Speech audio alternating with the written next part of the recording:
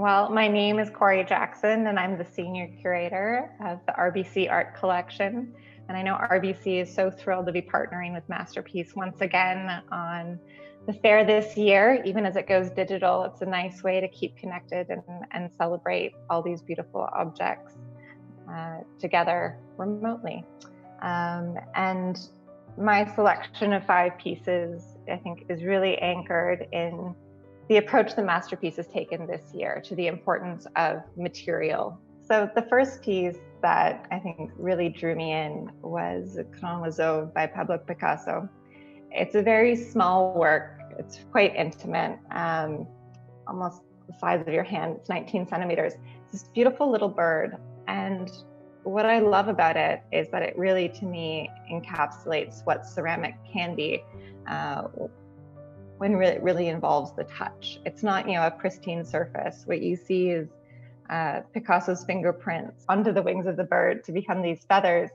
And you can see the imprints, the eye is just kind of this pushed in element. So it brings that the ability of clay to be modeled and touched, and also leaves the trace of the artist, which I think is really important and something that I really love in an artwork, when you can look at it and start to imagine how the artist might have actually created it. Where did they start? Where did they end? You can see that kind of last fingerprint and the materiality of that on the surface. And I think there's something very intimate about this object. And the more time that we spend in our own spaces, in our own minds, especially over the last few years, the importance of intimacy in an art object becomes all the more important. So the second choice that I wanted to bring forward, I think I was excited about because it brought together a lot of the different elements of material. And that's a beautiful piece by Edmund. It's called Counterpoint Pied Several. And it's a work that incorporates porcelain, alabaster, gold, aluminum, and plexiglass. So it's working across many different materials, but comes together in this absolutely elegant composition that feels like a real celebration of these different materials distilled in the most serene kind of form. And I think if anyone knows Dewall's work, it's so recognizable for the sense of calm and peace and the delicacy of the porcelain that he works with.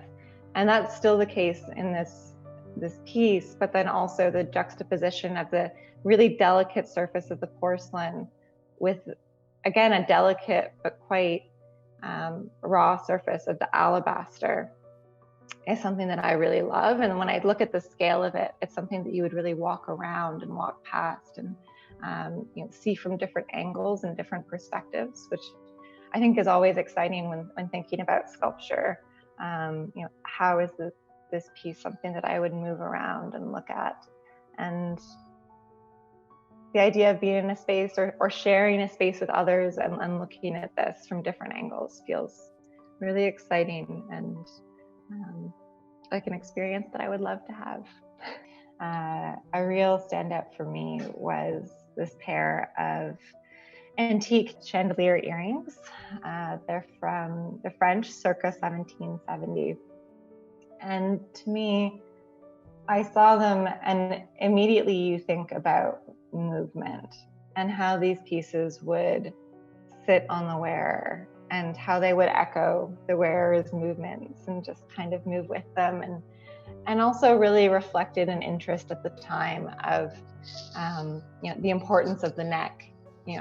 Pre-French Revolution, in that moment, the neck was a really important part of the body for a number of reasons. So I think it spoke to, in some ways, the politics of the time, but it also really focuses on the wearer's body. And then, outside of just the architectural and physical composition of the earrings, there's also this beautiful, rich, alive color.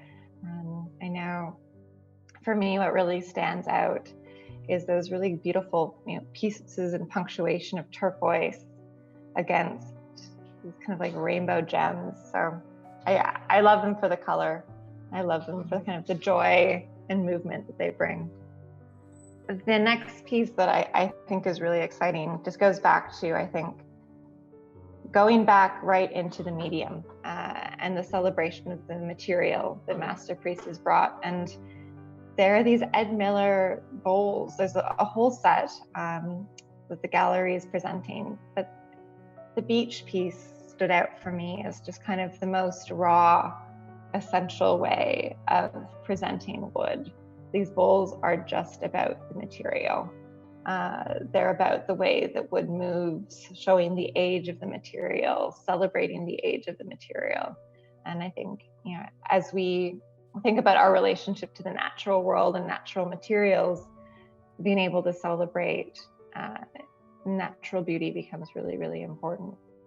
And I also could see myself living with these bowls in a really, I think, wonderful way. They're simple, they're elegant, they're precious in their own right, but they also really invite touch and use, and you want to just run your hands across them. And when you think about the bowl as well, it reminds me of shared experiences with others, passing bread, sharing a meal, and the role of the bowl in that process. So I think that these pieces really just stood out to me. There are so many beautiful pieces of woodwork at Masterpiece for all different reasons. But to me, these just stood out as celebrating the material itself. One of my other selections was the Egyptian basalt healing statue, presented by Art Ancient. What I loved about this was, well, first, that it is the kind of the representation of the foot, and which feels so important. And there's this beautiful, you can see the elegance of the toes and the carving, and then the hieroglyphics on the edge. It's interesting when you look at a fragment, because you're given a really limited amount of information. But it's what allows you to kind of imagine and to replace and to form the rest of that within your own mind from whatever knowledge you already have of, if you've seen something similar in the past or walked through. I think for me, you kind of build up and kind of replace the pieces that are missing when you see a fragment. And when it's a body, I think that's all the more personal experience. I mean, we all have our bodies through which we live, and I have my own toes. And Art Ancient also did a really wonderful job of speaking to the context and what this piece is referencing. I think for me, I feel really excited by objects that make us kind of pull back from the moment that we're in and think about time in a different way, our sense of scale, kind of to pull back from the moment that we're in, and how busy it can feel and chaotic at times. And then when you see an object like this, it just kind of forces you to take a step back and think, well, some of the things that we're navigating right now through COVID, as we all navigate our own relationship to health and wellness, you can think about it with a different sense of perspective and scope through time, not just through space and geography, but also through time. And I think, this piece was, I don't have the dates on me right now, unfortunately. Sorry, it's not listed. But when you're pulling back through time, it's a really, wonderful thing the Masterpiece offers, actually, is to see all of these artifacts that pull you back to different geographical moments in history and give a wonderful sense of scale and perspective and context to where we're at now. And to me, this piece does that quite personally.